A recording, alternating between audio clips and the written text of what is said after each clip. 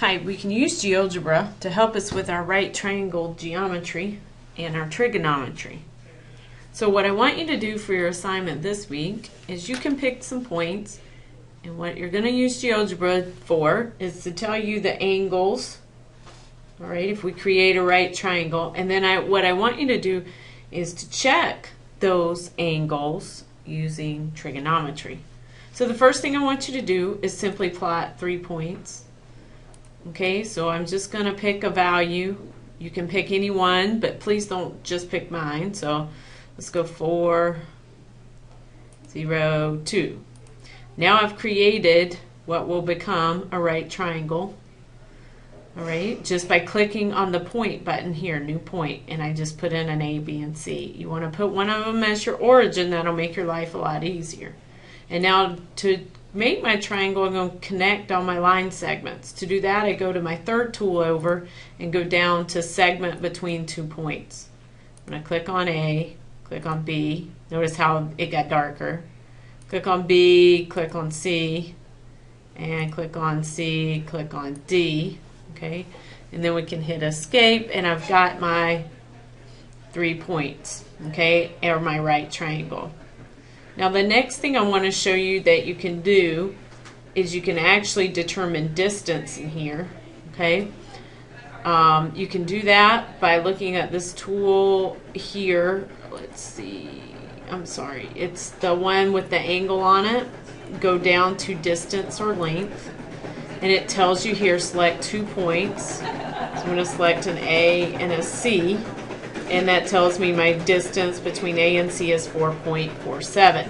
Notice that it also told me up here when I just put in C, it tells me because I made that line segment that distance is 4.47. And now we know the length of all our sides, okay? So the one side is 4, the one side is 2. I know that because I started at the origin, and now my third side is 4.47.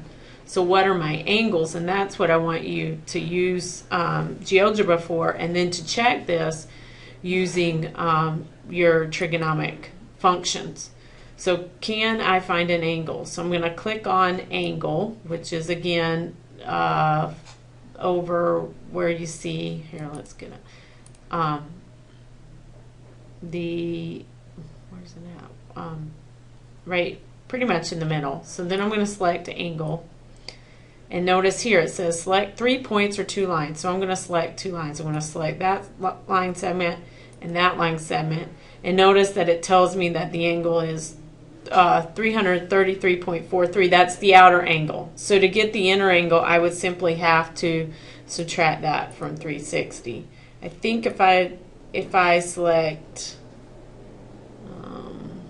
let's see, that one, then that one, it does that. But if I do it in the reverse order, this one, then this one, gives me the inner angle, which is the same number you would have come up with. So either way.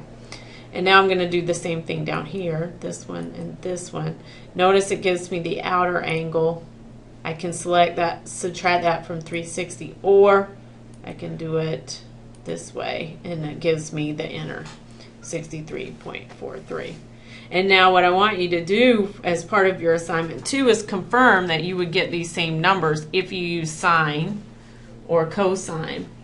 Looking at the sine, you'd use of this one opposite over hypotenuse, or cosine would be adjacent over hypotenuse.